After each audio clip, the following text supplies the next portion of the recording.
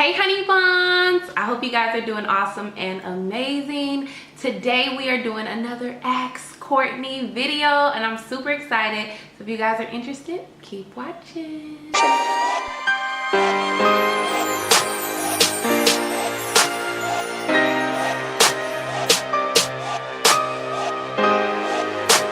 Y'all, I'm feeling so much better today. Like, granted, I still am not quite like at my 100%, but I feel way better than I did yesterday and like how I kind of have been feeling the past few weeks. I just want to tell you guys thank you really quick because I just really appreciate all the love that you guys like continuously show me. And just all the advice and tips, like y'all don't even understand. Like I had a whole dance break moment. Y'all know I like to dance in the mirror.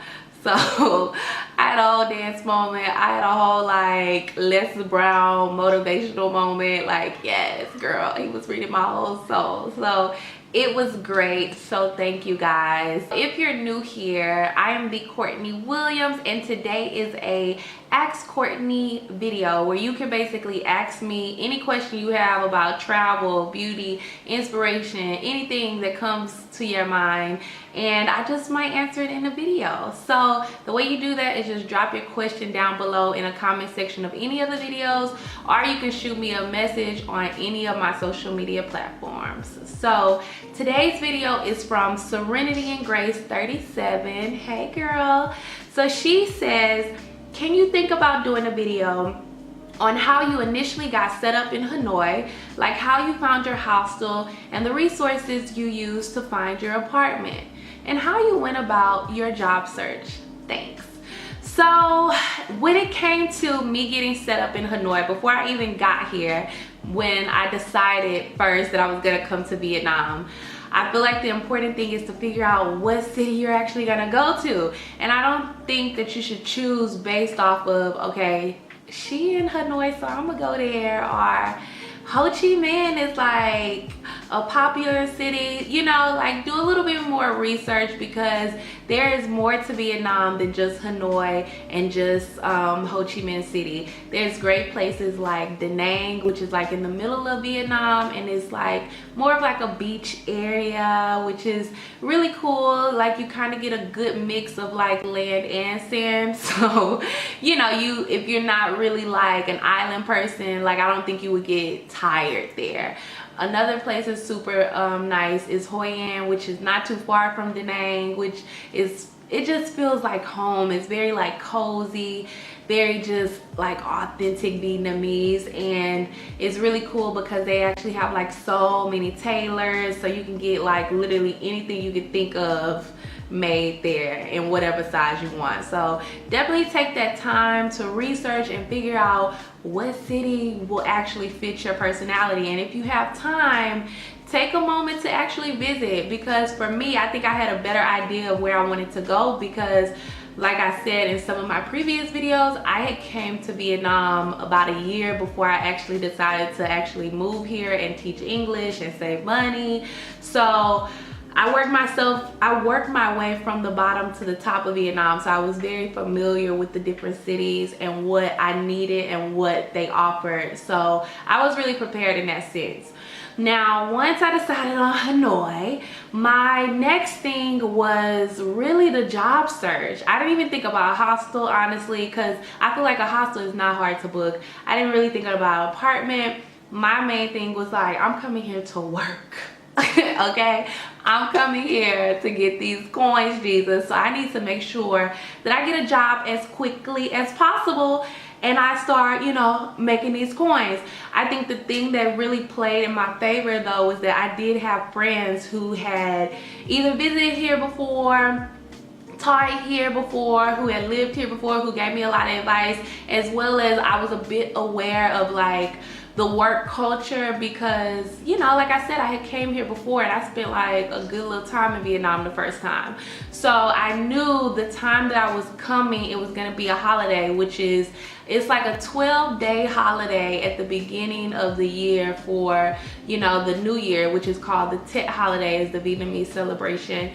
and it's amazing, but it's like 12 days where like a lot of the major businesses are kind of shut down. So with that in mind, you do want to make sure whenever you're coming, you kind of check out the calendar and see what's going on, because if I had not researched properly or known about that beforehand, I could have definitely came at the wrong time and wouldn't have been able to find any job. But thankfully, because I did know, I came a little bit before the holiday, because I already knew like right after the holiday they were going to be starting a new session. And if you know anything about schools, a lot of times they want to start that new session with people already hired, so they can just, you know, move into a smooth semester. Whereas if you come that time, it might be a little bit harder for you to find a job. So I was like, let me come a little bit before, where they still kind of like, they might be rushing to find people before the holiday. So when I decided I was gonna come, I basically did a quick Google search on Facebook, and this wasn't like something that somebody told me. This was just like knowledge after traveling for so long. So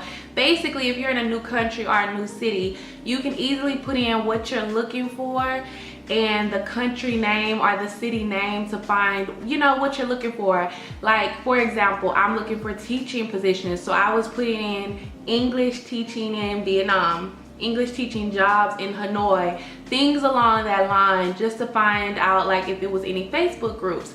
And in my favor, there was like, I want to say at least like 3 or 4. Like, it was a good chunk, and they had a lot of different job opportunities. They seemed up to date. They seemed like a lot of people were engaged in them.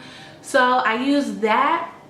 And I also use Dave's ESL Cafe. If you haven't heard of it and you're trying to teach abroad, you definitely need to get acquainted, because they have so many jobs like all over the world on Dave's ESL Cafe. So I basically used both of those, and I started applying for jobs for Vietnam before I even left Malaysia. Like, once I knew, okay, I'm coming, I knew what date I was coming, my flight was bought, I basically started sending out my resume to, you know, job or employers that I was interested in working for. So basically just saying like, hey, I'm Courtney, these are my credentials, da da da da da, and I'm currently in Malaysia, and I will be in Hanoi on this particular day. I would love to set up an interview with you.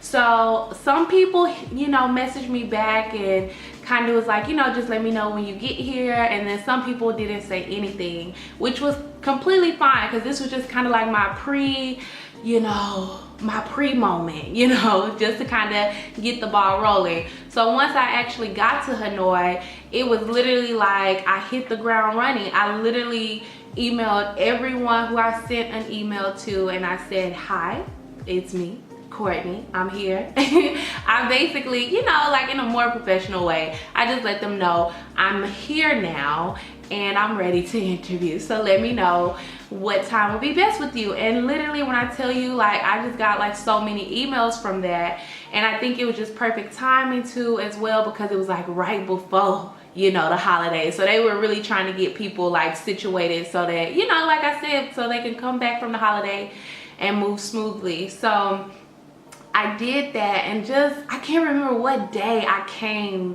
to Hanoi, but just for example purposes, let's say I came on a Monday. By that Thursday, I had a job. Like, I actually had 2 jobs.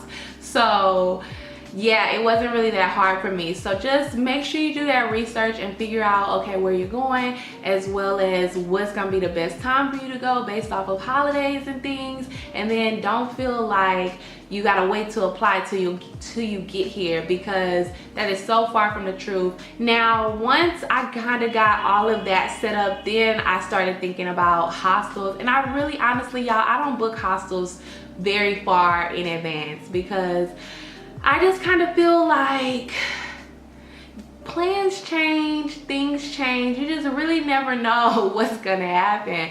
So I feel like, honestly, about a good 3 to 5 days in advance is a good enough time for you to book a good hostel in a new place, you know, unless you do some research and it's like a very touristy area. Like if you come to Hanoi and you decide you want to go to Cat Bay, for example, which is near Halong Bay, this place is very touristy. A lot of people go there quite frequently, so you need to book more in advance. But you know, for the most part, 3 to 5 days is normally good. So when I came here the first time, I did stay at another hostel, which I'll link both of them in the video in the description, so you guys don't have to worry about that. But I just decided to stay in a different place this time around, just for the purpose of like trying somewhere new, as well as, you know, being able to show you guys something different. And it's crazy because I feel like I really have a knack for like finding good hostels, or like I'm lucky or something. Like I always find hostels that are like brand new,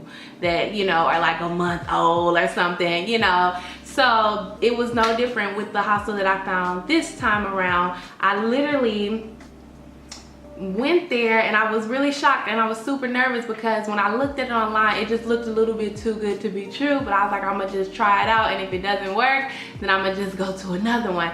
But it was amazing, y'all. Like literally the beds, girl, them beds were so comfortable. They had big fluffy comforters, and it was cool because it was really cold outside, so it just was super cozy, super nice. Free breakfast, and I mean like a good breakfast. It was free beer. Like it was a good little setup, and it was real cheap, like $6, which granted, this happens quite often when it's like new hostels. If you know they're new to the scene, they'll sometimes lower the prices at the beginning so they can get people actually booking, and they can kind of, you know, work out any kinks that they have, as well as like, you know, build up their review and their name through like the hostel, you know, journey, or the hostel world, or the hostel environment, so that you know people will book more and they can get better scores. So their prices may have gone up, but at the time that I stayed there, it was only $6 a night, and it was literally amazing. So I stayed there. It was super easy for me to find. I actually found them on booking.com, which is normally how I book most of my hostels. Like if I'm specifically staying at a hostel, a lot of times I'll end up booking it there. I used to book on hostelworld.com, but I don't really book with them that much anymore, because if you're familiar with them, you know that like you do have to pay like a little fee to actually book. And granted, it's nothing major. Sometimes it's 60 cents, sometimes it's like a couple of dollars. It just depends on like how long you're staying, because it's a percentage. But you know, sometimes I don't want to use my card, or sometimes I don't have any money on my card. Sometimes all I got is cash, you know, or sometimes I just don't want to be committed to putting my card in. So I like, you know, a lot of times booking with booking.com, because I feel like, you know, sometimes they offer other specials, as well as I don't have to worry about paying up front, and then I can always cancel. A lot of times they do say like they will charge $5 if you do cancel, so be aware of that. But I've canceled on many occasions and I have never been charged, so just be aware and, you know, proceed at your own risk. So I found my hostel, I booked my hostel, I got there, and I was amazed, and it was everything that I needed in my life for that moment.